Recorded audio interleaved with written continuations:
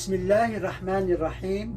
Assalamualaikum warahmatullahi ta'ala wabarakatuhu. Sabahul khair, kayfa halukum? Antum bil khair. Ako po si Ansano di Sumimba Casim, ang Arabic language and Islamic values teacher. Ito po sa Marawi City. Ngayon, ang ating paksa ngayon, o di ating pag-usapan ngayon, ay tungkol sa mufradon, muthanna at saka jam'un. Ano itong mufradon? Sa wikang English ay singular, para sa isa. Ginagamit ito para sa isa lang, na lalaki o di kaya'y babae, ginagamit sa isang para sa isang bagay, lalaki o di kaya'y babae. Ang mufradon ismun ala shay'in wahidin aw wahidatin. Ibig sabihin, ang mufradon ay ginagamit, ito ay isang pangalan na ito ay isang pangalan na ginagamit sa pang-isa o di pang-dalawahan. Halimbawa ng rajulon, isang lalaki. Tulad din ng mauzaton, isang saging. Tulad din ng baiton, isang bahay. At saka fataton, isang bata. At saka bakaraton, isang baka. Naintindihan? Ngayon, punta naman tayo sa muthanna. Ano itong sinasabing muthanna? Ismun yadullu ala shay'in ithnain aw ithnatain. Pangalan ng tinutukoy ay dalawang bagay, para sa pang-dalawang bagay o di kaya'y dalawang tao o di kaya'y dalawang tao na lalaki o di kaya'y babae. At itong muthanna na tinatawag sa wikang English na dual, ito ay bijadatil alif wa nun. Dinagdagan siya ng alif at saka nun. Rijlani, at kung mayroong naidagdag dyan na alif at saka nun, rijlani, naintindihan? O di kaya'y dinagdagan siya ng non at saka ya at saka non. Ya at saka non. Tulad ng tulad halimbawa ng fatatain. Okay, yung tain, merong ya at saka non na naidagdag dyan sa hulihan. Okay, so dinagdagan siya sa hulihan ng alef at saka non o di kaya ya at saka non sa hulihan. Magbigay tayo ulit ng halimbawa tulad ng rijlani, dalawang paa. Rajulani, dalawang lalaki. Waladani, dalawang bata. Baitani, dalawang bahay. Imra'atain, dalawang babae. Ano pa?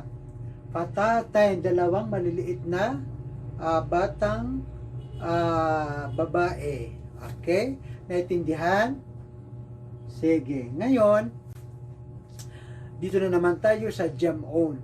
Ano itong jam'un? Ismun yadullu ala akthari min ithnain aw ithnatain. Ang jam'un sa wikang English ay plural. Okay? Di ba ang plural ay ginagamit yan sa bagay na marami. Okay, mula sa dalawa hanggang sa pinakamarami. Okay, bigay tayo ng halimbawa. Muslimuna, maraming Muslim na mga lalaki. Muslimaton, maraming babae na mga Muslim. Auladon, maraming mga bata. Sa mga Arabic na ito, kung saan dyan ang musanna, sa wikang Ingles ay yung dual. Dito sa ating sasabihin na Arabic. Okay. Titingnan natin dyan at hanapin natin dyan kung saan dyan yung para sa pang-dalawa. Okay. Asaratun asabi'i. 10 daliri. Yadani warijlani. 10 daliri sa aking mga dalawang kamay at saka sa dalawang paa. Udunani, aynani, alpon jamilon. 2 tenga, mayroon akong 2 mata, anfon jamilon, isang ilong na maganda. Okay. Diyan sa asaraton asabi'a yadani warijlani, saan dyan ang pangdual? Itong yadani at rijlani. Ito naman sa udunani, aynani, alpon jamilon, ang pangdual dyan, yung pangdalawa ay yung udunani, 2 tenga, at saka aynani, 2 mata. Yan ang sa Arabic na para sa dalawa, kasi 2 tenga at saka 2 mata. Ngayon, asnanon, nadifatun tamdao billadat. Asnan. Okay, asnanon, itong ngipin ay nadifatun yadma'ul billidat. Okay, diyan sa asnanon, yan ang para sa pang-dual, pang-dalawahan.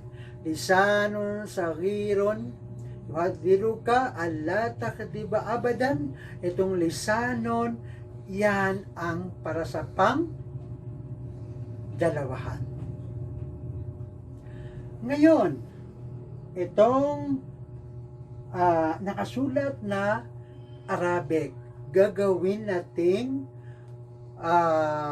pang-dalawahan. Paano siya magiging dalawa? Halimbawa, magbigay tayo ng isang halimbawa, bayton. So, itong bayton, isang bahay. Itong bayton na isang bahay, paano siya magiging 2 bahay? So, magiging 2 bahay kung lalagyan natin siya ng, paano natin gawin? Baytani. Diba? Sa hulihan, mayroong ididagdag na alif at saka lam na kung babasahin natin ay baytani. Okay, ano pa? Gurfatun, isang silid aralan. So, isang silid lang. Paano natin siyang gagawing 2 silid aralan in Arabic? Okay, so, gurfatun, dadagdagan na naman natin siya ng alif at saka lam sa hulihan, gurfatani. Naintindihan? Okay, very good. Ngayon, isa pang halimbawa, waladon, isang bata. Ano natin siyang gagawing 2 bata sa Arabic? Okay, waladani. Okay, very good. At dyan po nagtatapos ang ating paksa sa Arabic language. Sana po ay meron po kayong naitindihan at sana po ay naging naidagdag yan sa ating kaalaman sa Arabic language. Sana po ay itong naituro ko sa inyo ay nakadagdag sa ating kaalaman sa Arabic, at sa muli magkita-kita din tayo. Salamat. Assalamualaikum warahmatullahi wabarakatuh.